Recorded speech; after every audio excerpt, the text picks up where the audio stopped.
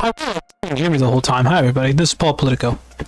Welcome to the press room. You couldn't hear me throughout that 30-second spiel, but we're experimenting with a slightly different camera today.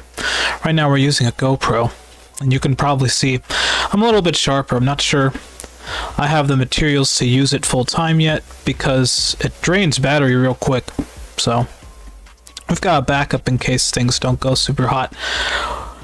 But anyways, we're gonna get right into the news because a lot of stuff, actually it's been pretty slow. It's not been super fast with what's been going on recently.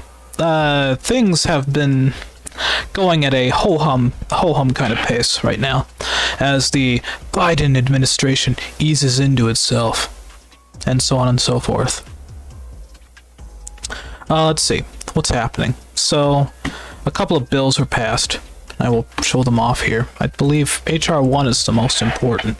So HR 1, HR 1 bill.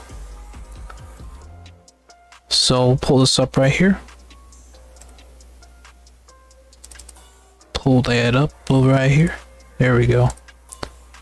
Let's get a closer look at this bill that just passed the House, I believe. So we'll go do this real quick.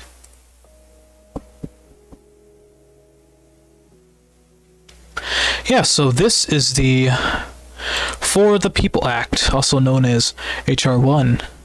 Congress just passed, the House just passed this bill, actually. So this is, yeah, so you can read that right here. The House passed this bill on March 8th, 2019, from a party line vote of 234 to 193. And as of right now, is blocked from receiving a vote by the Republican-controlled Senate of the time. In 2021, they passed these two bills again, House. There's a 50-50 split right now between Democrats and Republicans. And Kamala Harris held the tie-breaking vote, so it has passed the House.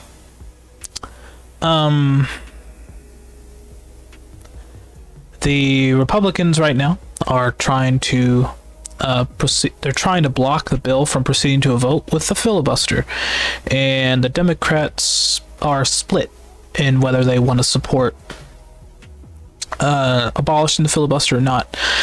Right here, you've got Joe Manchin and Kirsten Sinema, which, if you don't know who Sinema is, she was the congressperson that curtsied after rejecting a bill or a provision of the CARES Act. She curtsied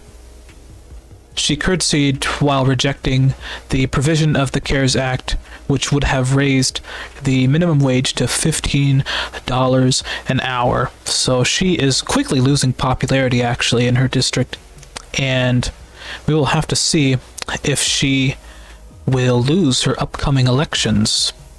But that remains to be seen. Right now, if you're on the Democrat side, you will be very unhappy with Joe Manchin and her. These two are blocking this bill from being passed. So as you can see staple thrower Amy Klobuchar. So to go over what this bill does, as I'm not sure if many people know what this bill does, but the bill requires states to offer same-day voter registration for federal elections and to permit voters to make changes to the registration at the polls. It will require states to hold early voting for at least 2 weeks and establish automatic voter registration. That is a sticking point for Republicans. Republicans want to purge voter rolls, and they have currently passed a lot of bills that will systematically make it more difficult for people to vote based off of different factors. We'll talk about that a little later. Under this automatic voter registration, eligible citizens who provide... Oh, my camera turned off. I knew this would happen. It doesn't want to hold a charge, so you can still hear me. This is why I have a backup camera, but I knew it would turn off. And you can see it appear for just a split second.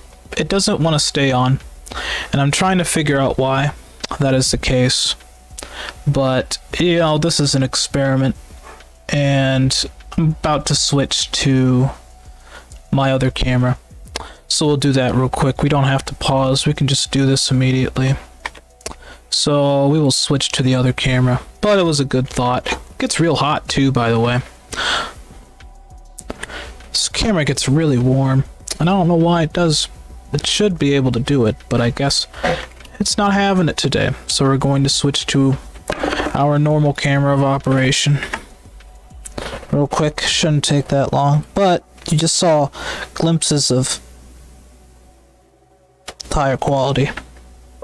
So I'll plug this guy in and we will turn it on. So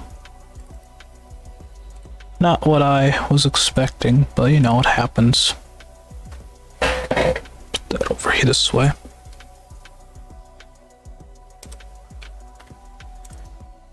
So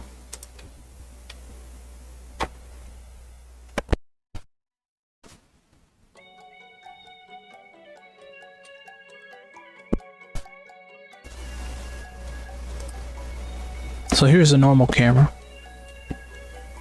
We're back in normal procedure. But anyways, under the automatic voter registration provision, eligible citizens who provide information to state agencies, including state departments, DMV, or public universities will be automatically registered to vote unless they opt out of doing so.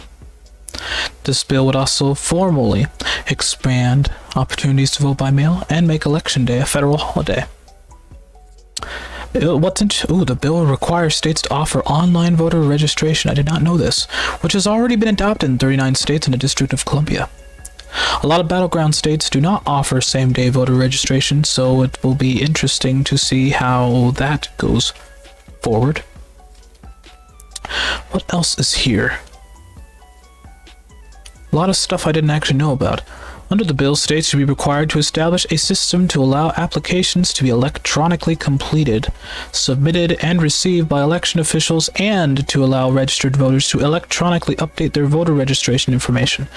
The bill would establish criminal penalties for persons who corruptly hinder, interfere with, or prevent another person from registering to vote. And for voter deception or intimidation, the bill would specifically prohibit knowing and intentional communication of false and misleading information, including about the time, place, or manner of elections, public endorsements, and the rules governing voter eligibility and voter registration, made with the intent of preventing eligible voters from casting ballots.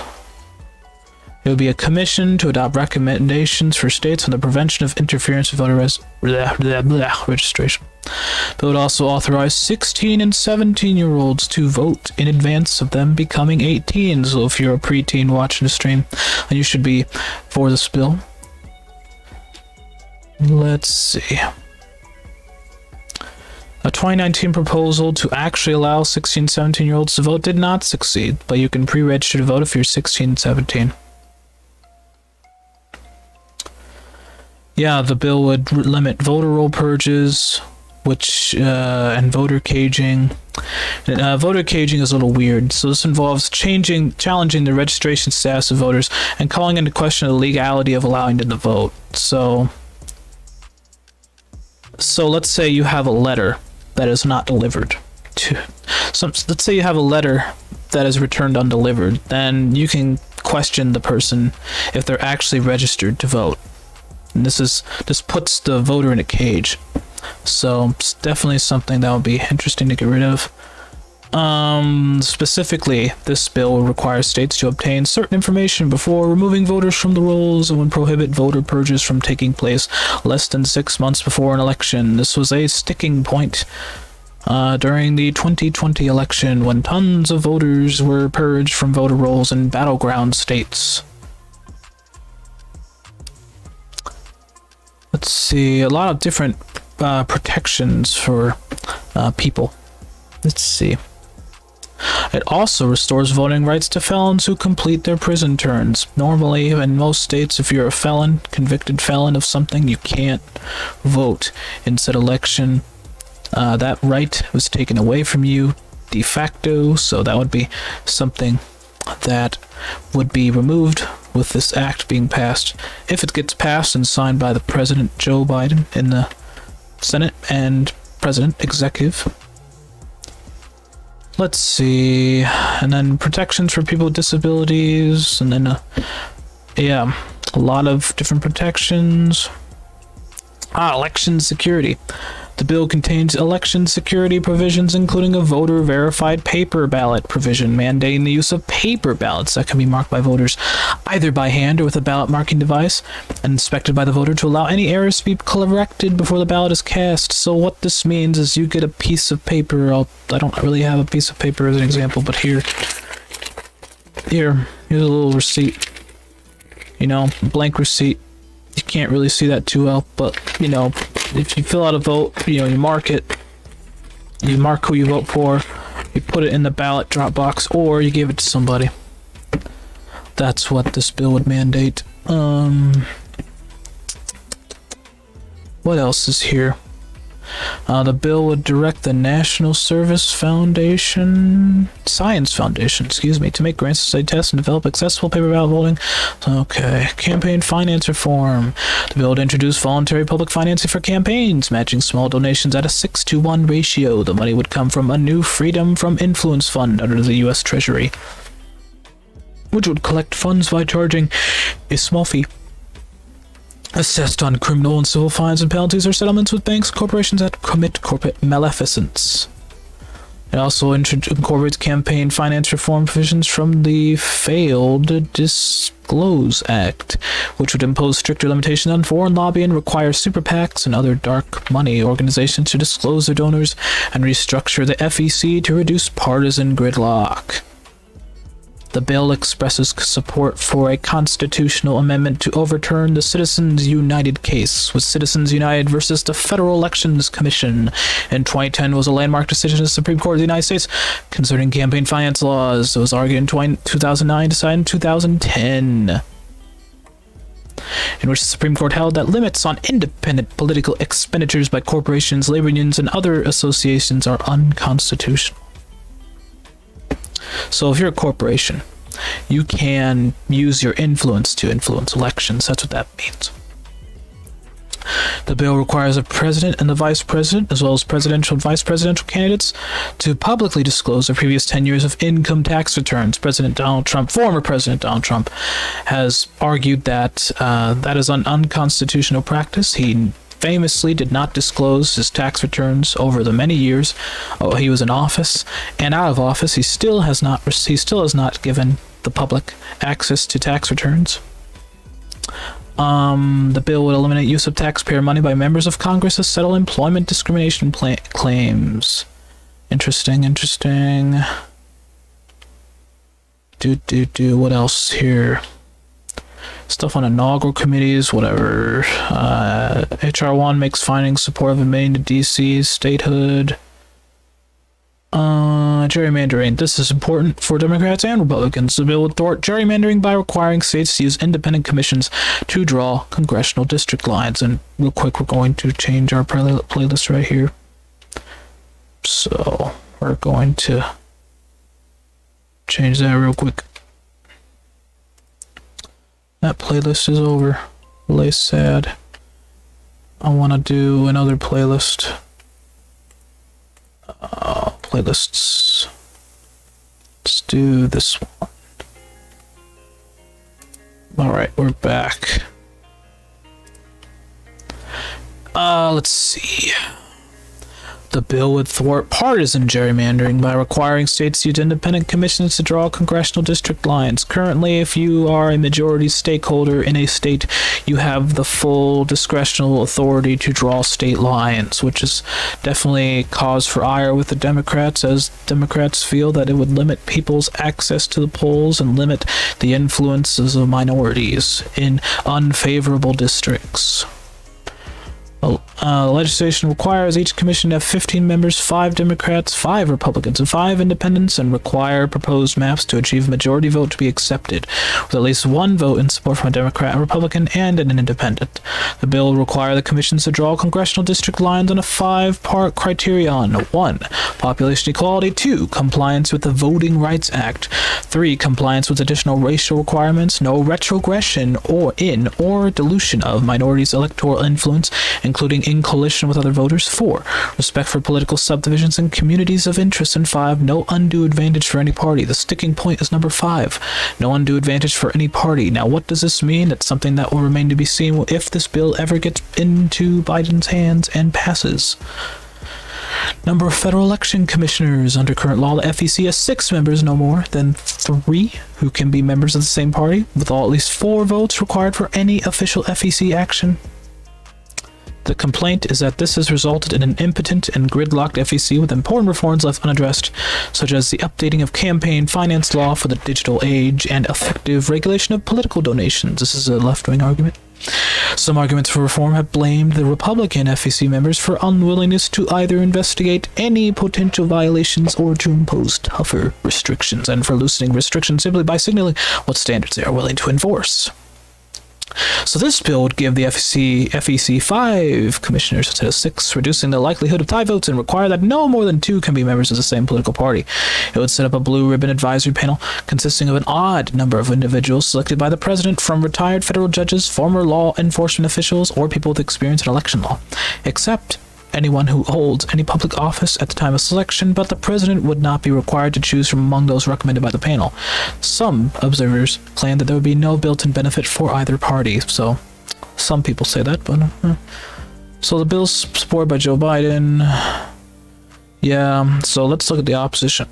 The legislation's opposed by Republican officials, pretty much all of them. Conservative organizations like the Heritage Foundation, and conservative commentators like Tucker Carlson, Sean Hannity, Sharon Beam, whatever.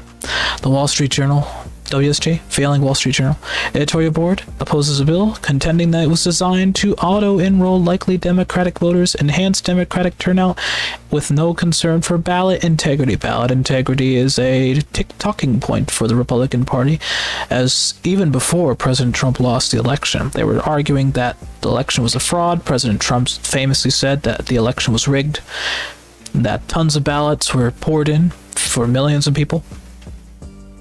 So make that with what you will. The editors of National Review oppose the bill, calling it a radical assault on American democracy, federalism, and free speech. Common criticisms include allegations it would undermine election security, among other things, mandating no excuse mail-in voting and automatic voter registration, restricting voter ID laws and voter caging, and prohibiting laws against ballot collection. That it would subvert the states' rights to set election laws by mandating independent redistricting committees, preventing states from disenfranchising felons, and setting minimum time periods states must offer early voting. So this is a classic case of the federal versus state. If you're going from the eyes of a right-winger, you will know that this is a sticking point that will come to a head. Some conservative commenters, as well as 20 Republican state attorneys general, have asserted H.R. 1 is unconstitutional. Among their claims that each state, not the federal government, has the power to oversee and regulate elections under the Constitution, and that provisions of the bill would violate the First Amendment. Interesting. That will be something that even remains to be seen. We don't even know if anything is going to change with that, so. Mitch McConnell said the bill is a one-sided power grab by the Democratic Party and said that the bill would not pass the Republican-controlled Senate. He further criticized it for giving the federal government more power over elections, saying it would give Washington, D.C. politicians even more control over who gets to come here in the first place. And at the time, McConnell did not allow the bill on the Senate floor. The Trump White House argued the bill would micromanage elections that are run largely by states and would establish a costly and unnecessary program to finance political campaigns. Let's see.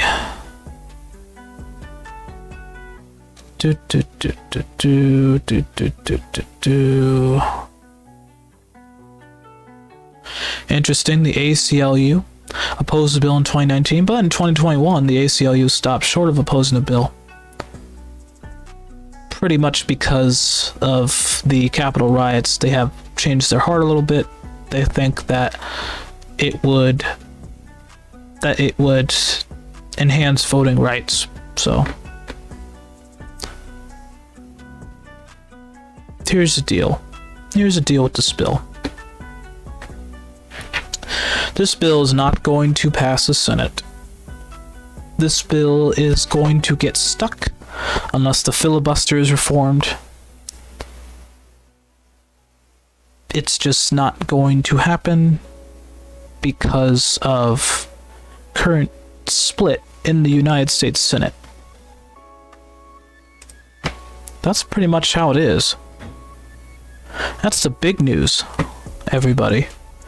That bill was passed, and then there was a policing bill that also just passed as well, which also will be gridlocked in the Senate. But I wanted to talk about this voting bill because it directly affects the midterms that are coming up. So what does all of this mean? None of this means anything. You know, all of this means is we're going to have more political theater from the left and the right. And we're going to see some dramatic White House speeches go down. We're going to see some passionate defenders on both sides try to argue their case. But the facts of the matter is, if these bills are having you excited, they might have you excited, but to me, all I see is more partisan gridlock that we were promised to be rid with after the 2020 election, but clearly partisan gridlock has not slowed down. Partisan gridlock is still alive and well. Partisan gridlock is still here. Partisan gridlock is going to stay unless one party controls the Senate and the House with a majority greater than 50. Filibuster. Filibuster is a sticking point. If we get a filibuster reform, I don't believe that will mean that we will pass more bills. I believe that the Republicans are going to talk as much as they want about not passing specific bills through Congress because they can. They're going to find a way to talk about it. And until the Democrats can unify as to how to reform the filibuster, they won't abolish the filibuster. Joe Manchin famously said, "I will never abolish the filibuster." So, just remains to be seen how it goes. But any of these bills will not pass the current House and current Senate. And that's the big news for today. Anything else that currently happened? Thinking about that. President Trump has said that it would be a good idea to get the vaccine, and we will listen to that speech as soon as I can pull that up. So we have to pause stream beats Trump.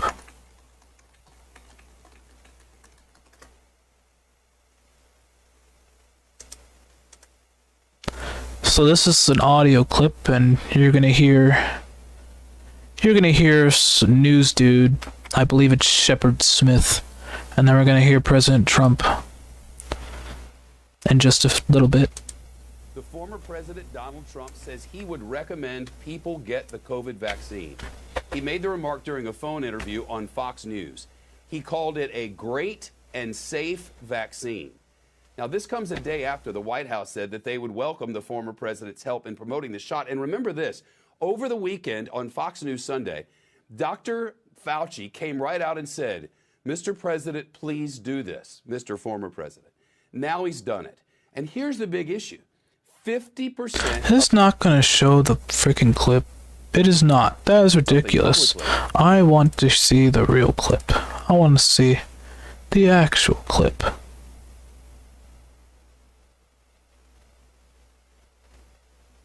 Where is it? I can't even find it. Ugh, seriously? Thank you, Shepard Smith, for recapping it, but that's not what I wanted.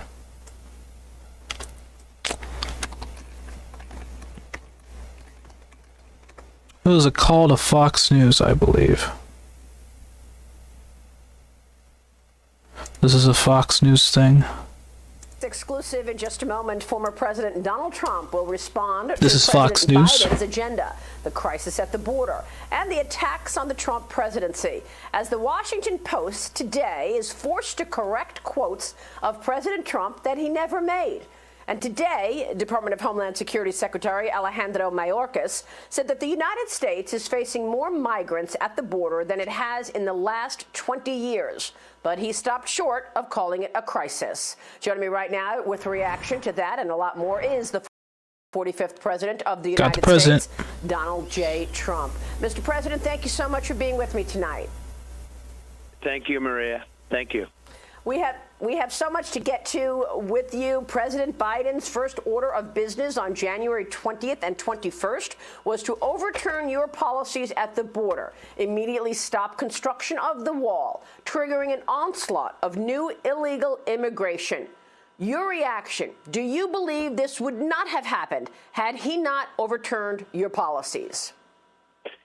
Well, my policies were working better than they've ever seen on the southern border. The wall is almost complete. We just had to fix little sections, complete little sections that had to be together. We needed them in order to get the trucks back and forth from side to side, but they've chosen to stop right in the middle. They could have it finished in a month, and it would be just magnificent. It already is magnificent what it's done in the areas where it's totally completed, but just small sections are remaining, and they should finish it. But they're destroying our country. People are coming in by the hundreds of thousands. Young children are coming in, and they leave their homes, and they come up because they think it's going to be so wonderful. And frankly, our country can't handle it. It is a crisis like we've rarely had. So, right now Joe Biden is facing a border crisis. Right now he is facing a excess of people coming in from the southern border. They are fleeing to seek asylum in the Joe Biden state, They're fleeing to seek asylum to the United States. There have been numerous interviews on CBS and NBC from migrants in detention, hoping that Joe Biden will save them.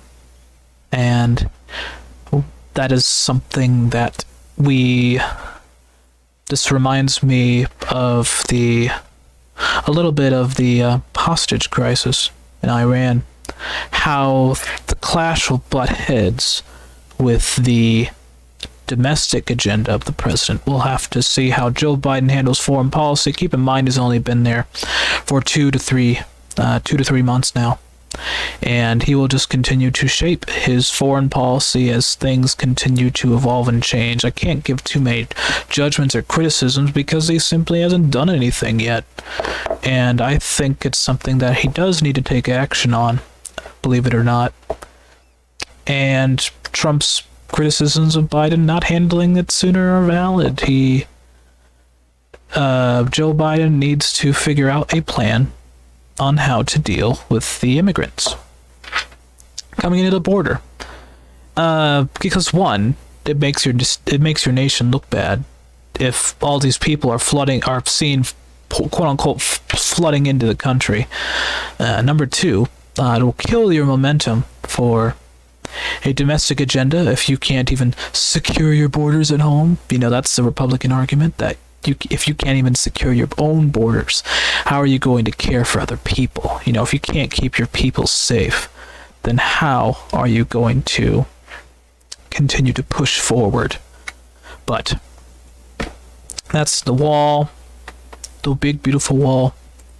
And certainly we've never had on the border, but it's going to get much worse. I mean, what you're seeing now is very bad, very good relationship. They had 28,000 soldiers on our border while we were building the I don't want to talk about the border. That the world has never seen before. We were the envy of the world, and then when we got hit by as I call it, the China virus, COVID, it obviously went down along with every other economy, and then we were the first to get it back up. And the stock market when I left was slightly higher than it was even at the prime prior to COVID. So it was incredible what we were able to do. If you look at the jobs numbers, we had the all-time highest number of jobs. We had 160 million people working. We were never close to that. everything we had, African American, Asian American, Hispanic American, everybody was setting records. Women, it didn't matter. Any group was setting records. And now when I look at what's happening, we were energy independent. Very shortly, we will no longer be energy independent. Gas prices are going up at a far more rapid rate than anybody's seen in a long time. We had gas prices very low, and yet we had more energy jobs than we've ever had. But, you know, when you see gas prices going up, and they'll be going up by $1, $2, $3, if you look at that, and that's, you know, it's bigger than a tax increase. To the consumer, you get a $1 increase in gasoline, that's bigger than a tax hike, than a big tax hike. So it's a terrible thing that's happening. And then let's talk about tax hikes.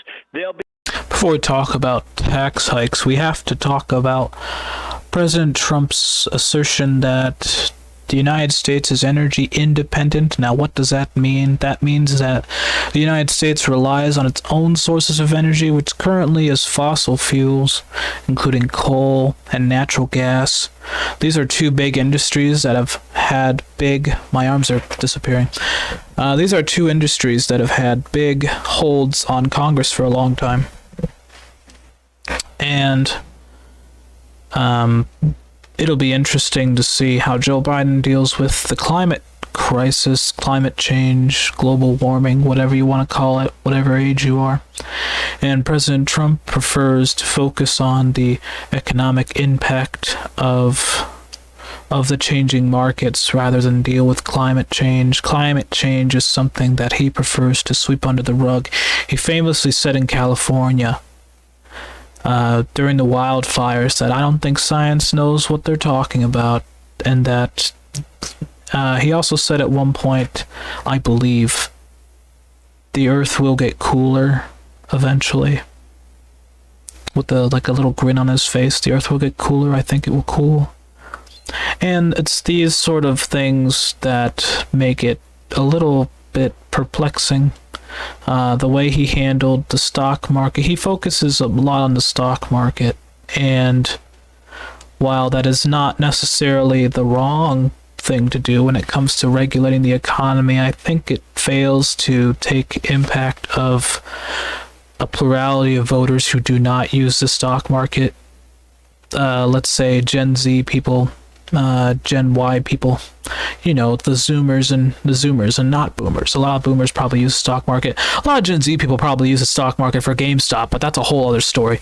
But the stock market as it is today is primarily funded by the Boomers and the people older than I am. So when he talks about the stock market, I believe he's trying to target an older audience, saying, you know, if the stock market's doing well, then the economy's doing well. It's a weird interpretation of Bill Clinton's famous line, it's the economy, stupid.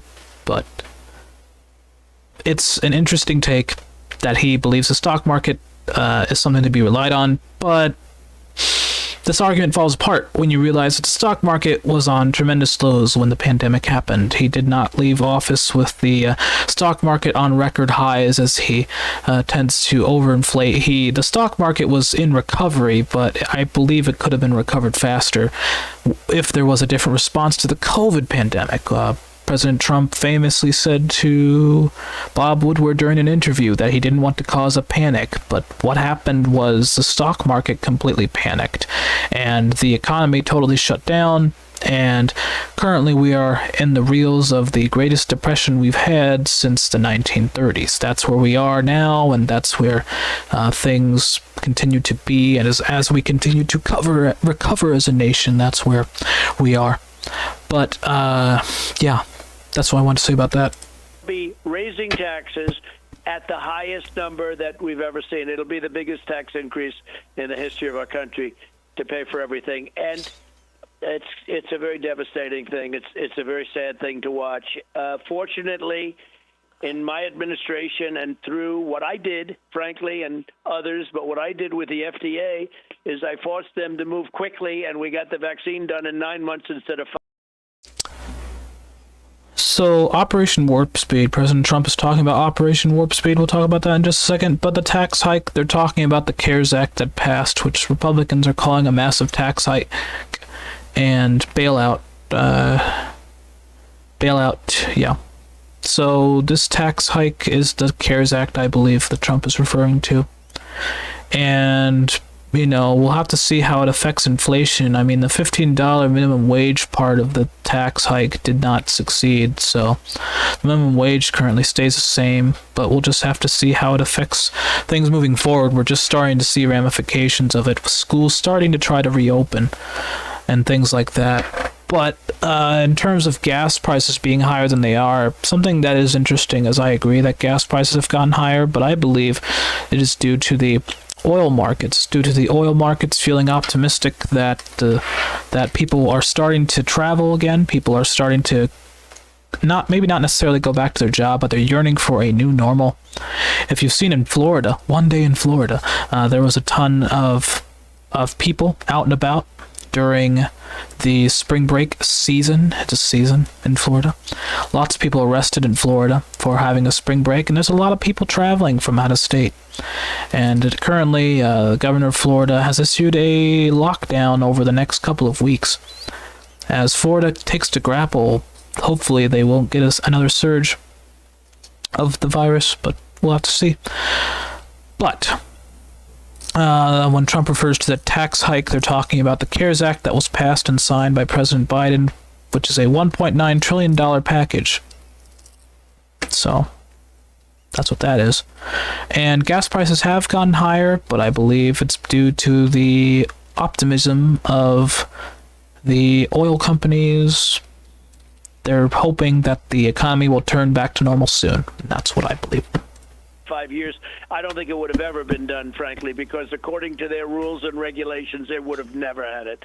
But we got a vaccine done in 9 months. And when you go to the COVID issue, we did a great job. We get very little credit for it. I closed the country far earlier. Dr. Fauci and I gotta say, President Trump did not close the country early. He closed it and basically closed, at least when I heard about it, he closed it in March. Really, formally, things shut down in my side of the space in March. And we heard about the virus in January. So I'm gonna shake my head about that. Say we got little credit for it. I think this election was a COVID election. President Trump lost because of COVID. People's fears of COVID and the economic fallout of COVID. President Trump, in my opinion, did a subpar job in handling the pandemic. But and all of these people that frankly made nothing but mistakes, they didn't want to do it. They didn't want to close it to China. I closed the border to China. I closed the border to Europe, Italy, and all these countries that were having tremendous problems long before they wanted me to do it. And if you look at Biden, he didn't want to do it months afterwards. And then ultimately he admitted that he made a mistake in saying that. If I didn't do that, we would have had hundreds of thousands of more lives gone. But the big thing is I've always felt it was the most important, is the vaccine. The key was always going to be the vaccine. And when Biden got the vaccine in December, and on January 20th, he made a statement that he doesn't think we have vaccines. Now, I don't know, did he make that statement as a statement, or did he not actually know we had the vaccine? What's going on there? But he got his shot. He got his first shot on December 21st, I believe. So with the vaccines and with the job we've done with COVID, I inherited an empty cupboard. Biden failed very badly with the H1N1, with the, as you know, he had a chance to do something, and they had a tremendous failure, H1N1. It was a disaster. And now he's taking over this. What he's taken over, warp speed, we had it, our military, what they've done in terms of delivery has been incredible. Yeah. And we gave up to 1.3 million shots a day before he even took over. So not only did we have the vaccine. To interrupt that, there was a lot of vaccine shortages and a lot of weird state rollout. There wasn't a federal rollout of the vaccines. It's just like, hey, good luck. Currently, I think in most states, they're starting to ease up on who can get the vaccine. If you're under 65, I believe in like a couple of weeks, you can get the vaccine now. So get registered, get vaccinated, wear a mask. Vaccine. And one thing we did, we took a big bet on this. We started manufacturing the vaccine before we really knew it worked. We saved many, many months and millions of lives by doing that, because you wouldn't have the vaccine right now if we didn't take that chance. We knew what we were doing. We knew that we felt strongly it was going to work, and we took a risk, and the risk was spending billions of dollars to develop it before we knew and before we had the approval that it was going to work. It works incredibly well, 95%, maybe even more than that. It works incredibly well, and it's really saving our country, and it's saving, frankly, the world. So There it is. You have that endorsement right there. President Trump says, go get the vaccine. He says 95% effective. Even he touts the effectiveness of the vaccine. Everybody. So, Mr. President, I know that you received the vaccine. Mrs. Trump also got the vaccine. Would you recommend to our audience that they get the vaccine then? I would recommend it, and I would recommend it to a lot of people that don't want to get it, and a lot of those people voted for me, frankly. But, you know, again, we have our freedoms, and we have to live by that, and I agree with that also. But it's a great vaccine. It's a safe vaccine, and it's something that works. And we've been... There it is, everybody. That's pretty much all I wanted to hear about that. So he got that. He recommends everybody get the vaccine. So really, that was what I wanted to look at today.